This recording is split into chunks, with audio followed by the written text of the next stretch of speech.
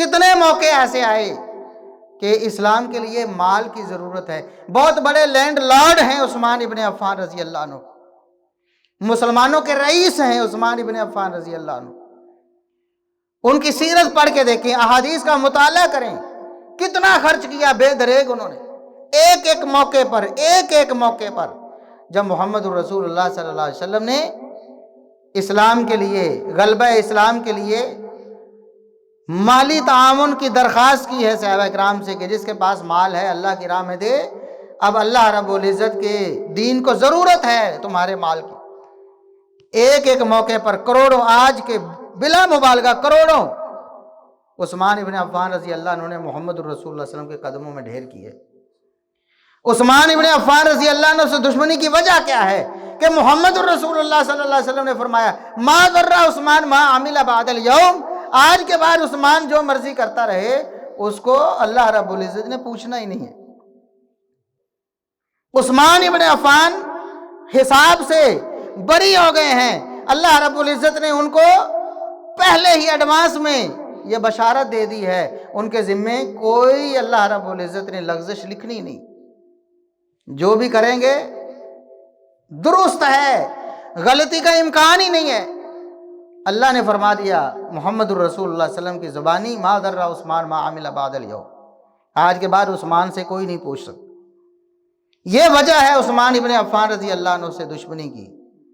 اور مدینہ میں ہجرت کر کے جب مسلمان گئے ہیں، محمد الرسول اللہ صلی اللہ علیہ وسلم تشریف لے کے گئے ہیں، اس سے پہلے ایک اور ہجرت ہوئی ہے، ہجرت حبشہ جس کو کہتے ہیں. ہجرت حبشہ پہلی ہجرت اسلام کی، وہ ہجرت بھی عثمان ابن عفان کے حصے میں آئی ہے. دو ہجرتیں کی ہیں عثمان ابن عفان رضی اللہ عنہ، ایک ہجرت حبشہ کی طرف اور پھر واپس مدینہ کی طرف. اور جب مدینہ میں مسلمان ہجرت کر کے آئے، عثمان بن عفان بھی آئے. مدینہ میں میٹھے پانی کا ایک کنواں ہے جو یہودی کی ملکیت ہے، یہودی کی ملکیت ہے. مسلمان ترستے ہیں پانی کو، ان کے ساتھ اچھوتوں والا تعلق ہوتا ہے. عثمان بن عفان رضی اللہ عنہ وہ کنواں خرید کر مسلمانوں کے لیے وقف کر دیتے. یہ قصور ہے عثمان ابن عفان رضی اللہ عنہ کا.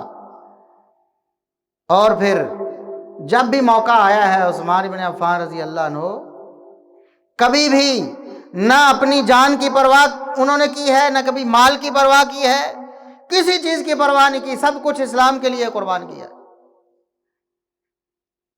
وجہ کیا ہے؟ دشمنی کی وجہ کیا ہے؟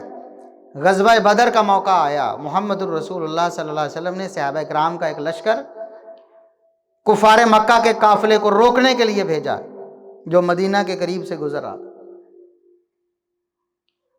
عثمان ابن عفان رضی اللہ عنہ کے گھر میں محمد الرسول اللہ صلی اللہ علیہ وسلم کی دختر، آپ کی بیٹی ہیں، بیمار ہیں. محمد الرسول اللہ صلی اللہ علیہ وسلم فرماتے ہیں عثمان آپ کو میدان جنگ میں جانے کی ضرورت نہیں ہے، آپ اپنی زوجہ محترمہ کی عیادت کرو. جو اجر اللہ رب العزت میدان میں جا کر لڑنے والے صحابہ کرام مجاہدین کو دے گا، آپ کو گھر بیٹھے اللہ رب العزت عطا فرمائے. اور جو مال غنیمت وہاں جا کر لڑنے والوں کے حصے میں آئے گا، اللہ رب العزت نے اعلان کرا دیا ہے کہ عثمان بن عفان رضی اللہ عنہ کو وہ مال غنیمت گھر بیٹھے ملے. اور اجر کیا ہے بدر میں حاضر ہونے والوں کا، جو عثمان ابن عفان کے مقدر میں آیا ہے بغیر جنگ میں شامل ہوئے، وہ اجر کیا ہے؟ محمد الرسول اللہ صلی اللہ علیہ وسلم نے فرمایا لعل اللہ قد اطلع علی اہل بدر فقال اعملوا ما شئتم فقد وجبت لكم الجنہ.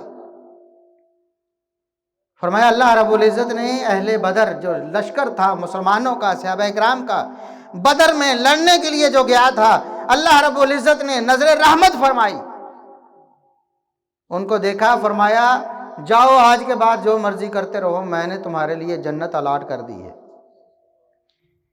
یہ ہے عثمان ابن عفان رضی اللہ عنہ جن کو گھر بیٹھے محمد الرسول اللہ صلی اللہ علیہ وسلم کی زبانی وہی اجر نصیب ہوا جو میدان جنگ میں لڑنے والے صحابہ کو نصیب ہوا کہ اللہ رب العزت فرماتے جاؤ آج کے بعد جو مرضی کرتے رہو، اللہ نے تم سے پوچھنا ہی نہیں. یہ قصور ہے عثمان ابن عفان کا۔ اسلام کے دشمن اس لیے عثمان ابن عفان رضی اللہ عنہ کے دشمن ہیں